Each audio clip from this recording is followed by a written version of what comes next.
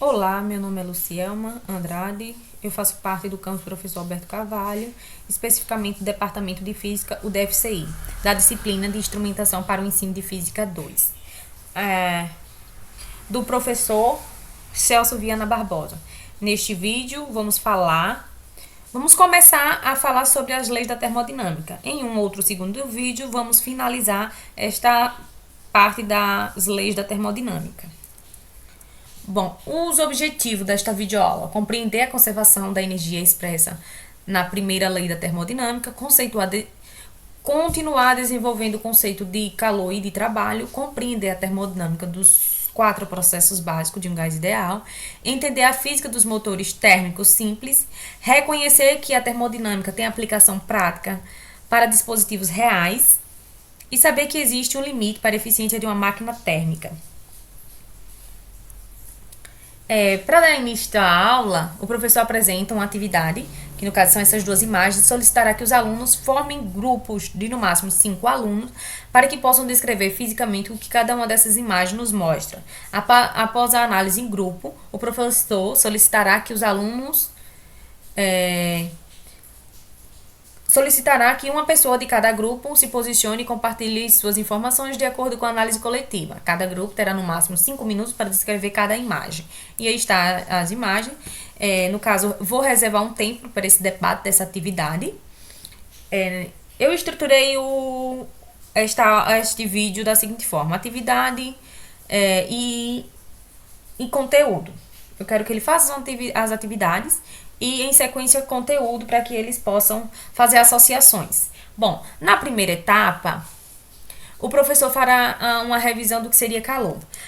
Para iniciar essa revisão, faço alguns questionamentos. Ao pegar uma lata de refrigerante na geladeira e deixar na mesa da cozinha, a temperatura do refrigerante aumenta, a princípio rapidamente e depois mais devagar, até que se torne igual à do ambiente. Vocês sabem por que isso ocorre? Porque a temperatura de uma xícara de café quente deixada na mesa diminui até se tornar igual à temperatura do ambiente. E aí eu deixo um tempo para essa discussão, para que os alunos possam compartilhar, né, seus pontos de vistas. E, em sequência, eu defino o que seria calor. Calor é a energia trocada entre o sistema e o ambiente devido a uma diferença de temperatura. A unidade, segundo o sistema internacional, é dada em joules. Uma outra definição: calor é, por definição, transferência de energia térmica entre corpos que possuam diferença de temperatura. E aí está a ilustração. Aqui vou explicar a transferência de energia com base nesta imagem autoexplicativa. Quando a temperatura do sistema é maior, quando a temperatura do sistema é maior que a temperatura do ambiente, o calor, o sistema perde energia em forma de calor, ou seja, o calor é menor que zero. Quando a temperatura do sistema é igual à temperatura do ambiente, não houve troca de calor ou transferência de energia. Quando a temperatura do sistema é menor do que a temperatura do ambiente, o calor é maior que zero. O sistema recebe energia na forma de calor. Na etapa 2, o professor faz uma revisão do que seria trabalho. Trabalho é uma grandeza física que mede a transferência ou transformação de energia. A unidade, segundo o SI, é o joule.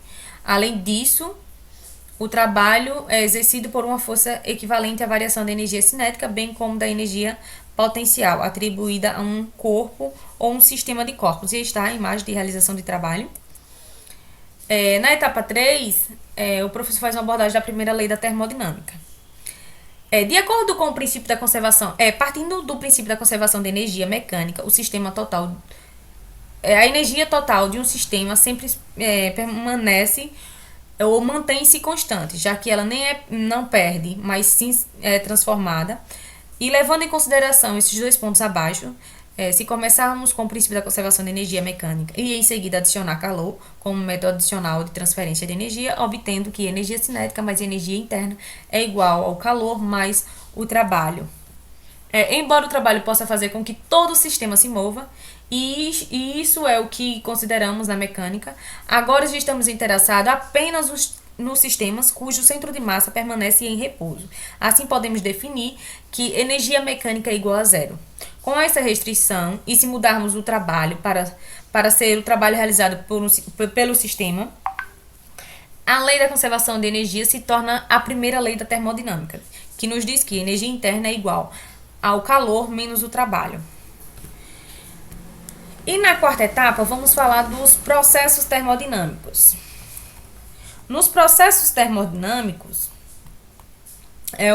no caso, o processo adiabático é aquele que acontece tão depressa, tão rápido, ou em um sistema tão bem isolado que não há troca de calor entre o sistema e o ambiente, fazendo com que o calor seja igual a zero. Pela primeira lei da termodinâmica, então, energia interna será igual a menos o trabalho. É o processo a volume constante ou o processo isovolumétrico. Se o volume de um sistema é mantido constante, o sistema não pode realizar trabalho, fazendo que o trabalho seja igual a zero. Da primeira lei da termodinâmica, a energia interna é igual ao calor. Processos cíclicos. Existem processos nos quais, após certa troca de calor e de trabalho, o sistema volta ao estado inicial. Nesse caso, nenhuma propriedade intrínseca do sistema, fazendo que a energia interna seja igual a zero. Então, pela primeira lei da termodinâmica, o calor será igual ao trabalho. Nas expansões livres, são processos nos quais não há troca de calor com o meio e nem realização de trabalho. Então, o calor será igual ao trabalho, que consequentemente será igual a zero. E de acordo com a primeira lei da termodinâmica, então a energia interna será igual a zero. Na etapa 5, o professor faz um detalhamento das grandezas físicas da primeira lei, que no caso é a energia interna, o calor e o trabalho. A energia interna será positiva se a temperatura aumenta, negativa se a temperatura diminui, e a energia interna será zero se a temperatura for constante.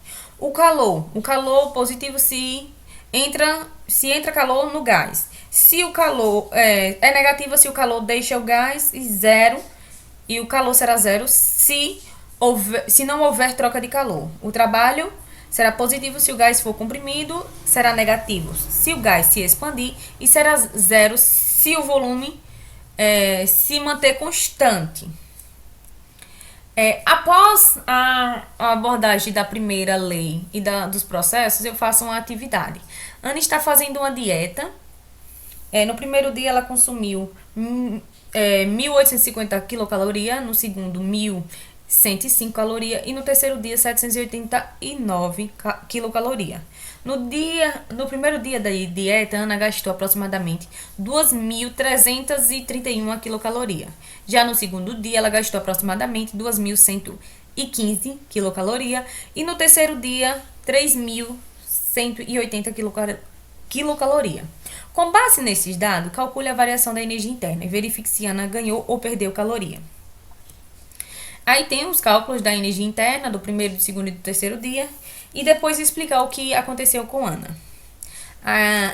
Essa atividade terá um tempo disponível para que eles possam resolver e chegar a uma conclusão. E no segundo vídeo, que no caso é na sexta etapa, algumas aplicação da primeira lei da termodinâmica, que no caso é as máquinas térmicas. E isso será um segundo vídeo que será disponibilizado para vocês.